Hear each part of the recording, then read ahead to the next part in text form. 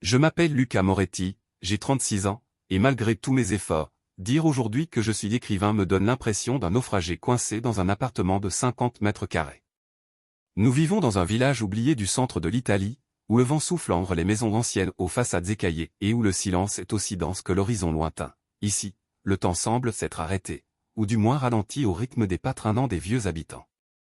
Appeler cela, être un auteur, sonne presque ironique à présent non par fausse modestie, mais parce que la réalité me renvoie l'image d'un homme maigre, le dos voûté sous le poids des dettes, des nuits blanches et des espoirs jamais réalisés. Je passe des heures devant un ordinateur portable dont la batterie est morte depuis des années, à peaufiner des phrases avec une foi presque naïve, convaincu qu'un jour, quelqu'un décidera de sauver mon travail de l'oubli alors que, depuis plus d'une décennie, je cumule les refus, tiroirs physiques et dossiers numériques débordent de manuscrits condamnés à rester inédits, comme des lettres jamais envoyées. Dans le village, certains voisins me regardent avec pitié, parfois condescendance, m'appelant « l'auteur encore à découvrir », comme si ce titre était une promesse non tenue, une plaisanterie douce amère que personne ne prend vraiment au sérieux. Mais dès que je ferme la porte derrière moi, je ne suis plus qu'un rêveur étouffé par les 180 € d'électricité en retard, par le loyer mensuel de 450 € impayé, par le bruit sourd et constant des pleurs de mes enfants, qui se mêlent au grincement des planchers usés. J'ai 3 raisons de ne pas abandonner, même quand le souffle me manque. Sophia, 8 ans, aux cheveux bruns toujours en désordre, aux yeux brillants d'une curiosité intacte, qui me regarde comme si je pouvais encore lui offrir le monde entier même si je sais que cette lumière dans ses prunelles est la même que j'ai vu s'éteindre en moi, lentement, au fil des années. Puis il y a Léo, 5 ans, avec son sourire espiègle et ses petites mains qui cherchent toujours le bas de ma chemise, comme s'il s'agissait de son unique encre dans un monde trop grand et trop instable. Et Noah, 3 ans, pur bonheur, qui demande sans cesse des câlins, des rires, des histoires, comme si chaque geste d'affection pouvait repousser un peu plus loin l'ombre de la précarité. Ils sont mon univers mais aussi un fardeau émotionnel et financier que je n'aurais jamais imaginé porter seul, surtout après le départ de Camilla, leur mère, il y a 2 ans, laissant derrière elle des mots qui me hantent encore. Elle m'a dit que j'étais trop pauvre, que je ne savais pas subvenir aux besoins d'une famille, que mon échec d'écrivain l'entraînait vers le bas.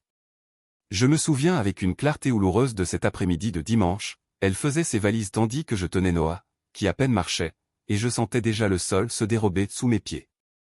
Je ne la blâme pas entièrement ou du moins j'essaie de m'en convaincre pour ne pas sombrer, peut-être voulait-elle simplement une vie plus légère, loin des factures impayées, du froid qui fend les fenêtres en hiver, de cette sensation permanente de manquer de tout.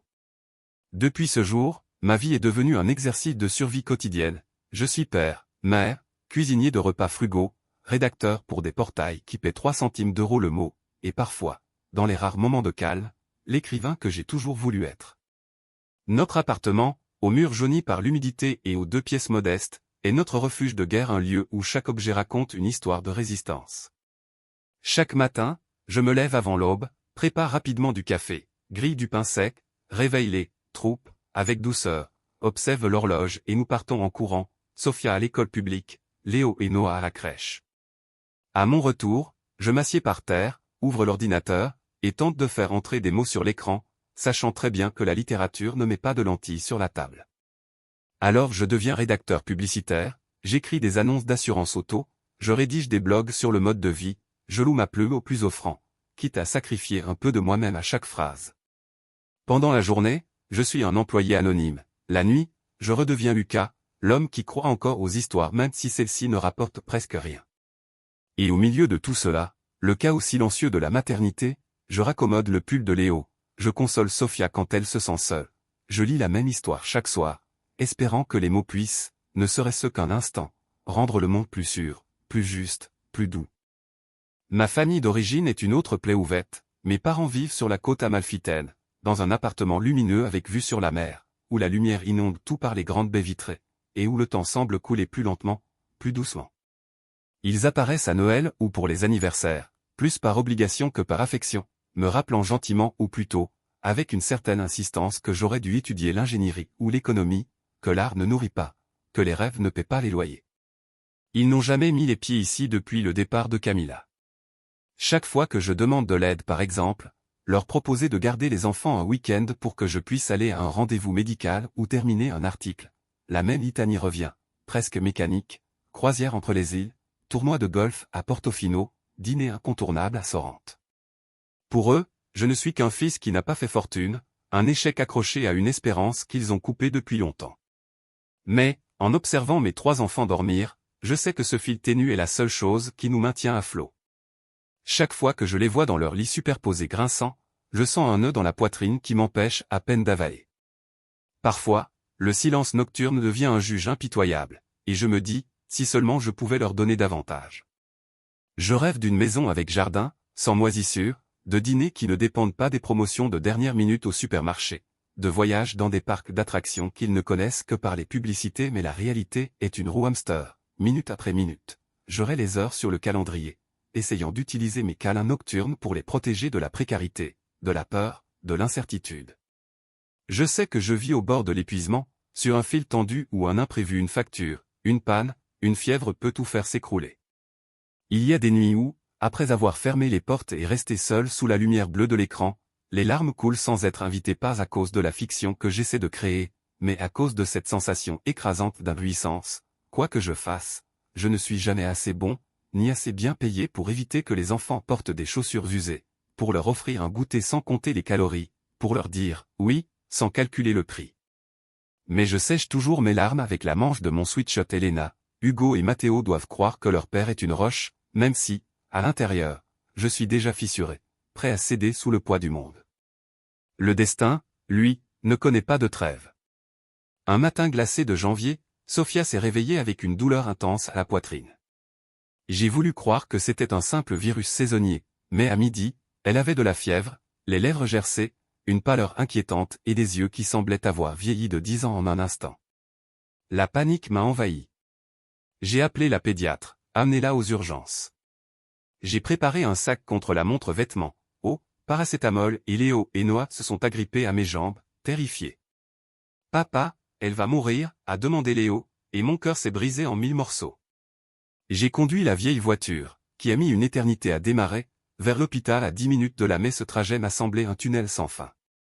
Dans le rétroviseur, je voyais les garçons silencieux, perplexes, incapables de comprendre pourquoi le monde venait de basculer. « Ça ira, ma chérie. On y est presque » ai-je murmuré, bien que je sache que ce n'était que des clous dans ma propre croix. À notre arrivée, Sophia a été emmenée immédiatement en pédiatrie. Je suis resté dans la salle d'attente, serrant les mains des enfants, tandis qu'une infirmière m'interrogeait sur les antécédents médicaux. J'ai bégayé date, allergie, sentant que l'oxygène ne parvenait plus à mes poumons. Après 2 heures qui ont paru des siècles, le médecin est sorti, l'air grave. Sophia souffrait d'une anémie sévère, avec un taux de plaquettes alarmant, suspicion de troubles hématologiques. Il a prononcé le mot leucémie. Ce mot a résonné comme un marteau dans l'obscurité, comme une sentence. Avec des mains tremblantes, j'ai appelé Camilla. Sophia est à l'hôpital. C'est sérieux. Cela pourrait être une leucémie. Tu dois venir. Sa réponse a été un dard glacé. Lucas, je suis dans un autre pays. Je ne peux pas quitter mon emploi. J'ai appelé mes parents sur la côte amalfitaine, j'espérais que l'instinct grand-paternel l'emporterait. Mais ils ont répondu qu'ils étaient en voyage en Europe et que, ça passera dans quelques jours. J'étais là, dans le couloir stérile, seul, juste moi et 3 enfants qui dépendaient d'un homme qui coulait. J'ai emmené Léo et Noah dans une salle adjacente à l'oncologie pédiatrique. Là, parmi les jouets usés, j'ai essayé de ne pas peser trop lourd sur eux. Je me suis effondré sur une chaise bleue, l'ordinateur sur les genoux. Je devais livrer un article sur la décoration extérieure pour un site immobilier, dont le paiement de 120 € était vital pour éviter le découvert. Mais les mots se brouillaient. Chaque infirmière sortant du box de Sophia me paralysait. Ce jour-là, Sophia a ouvert les yeux et a murmuré « Papa, je suis tellement fatiguée, mes mains sont si lourdes. » J'ai serré sa petite main, couverte de cathéter, et j'ai tenté de garder la voix ferme « Tu es une championne. Papa ne va nulle part. » Léo et Noah, épuisés, se sont endormis sur les chaises. J'ai jeté mon manteau sur eux et je suis resté veillé sur les 3 toute la nuit. Au lever du jour, l'hématologue a confirmé leucémie myéloïde aiguë. Traitement agressif. Pronostic incertain. Avec l'aide de l'assistante sociale, nous avons pu rester ensemble à l'hôpital, nous 4, ou plutôt nous 3 qui tenions encore debout. Notre alimentation, sandwich à la tortilla froide, 2,50 €, jus de distributeur, 1,20 € et café dilué. Léo et Noah, avec cette résilience presque surnaturelle, jouait par terre pendant que j'alternais à en resoigner Sofia et taper des articles d'une seule main. Angela, une infirmière au regard clair et à la voix ferme, est devenue notre ancre. Elle a apporté des autocollants à Noah, caressé Léo, et une nuit m'a dit, tu es humain. N'oublie pas. 6 mois après la disparition de Sofia, j'ai terminé le manuscrit. Je l'ai envoyé à des éditeurs à Milan et, un matin d'octobre, j'ai reçu un email, proposition d'édition, From the Ashes. Les mots m'ont ému aux larmes, nous croyons que ce livre touchera des milliers de cœurs. Le livre est devenu un phénomène, best-seller, interview, dédicace. Les droits d'auteur ont commencé à entrer pas une fortune, mais suffisamment pour rembourser 1 200 € de dette, louer une nouvelle maison avec jardin et lumière naturelle.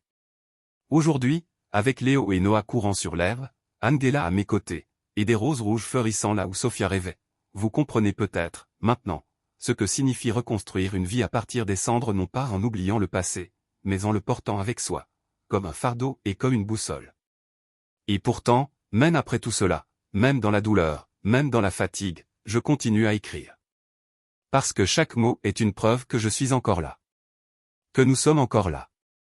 Avez-vous déjà dû reconstruire une nouvelle vie à partir des cendres et pourtant, même après tout cela, avez-vous continué à écrire votre histoire? Laissez un commentaire et dites-nous d'où vous venez.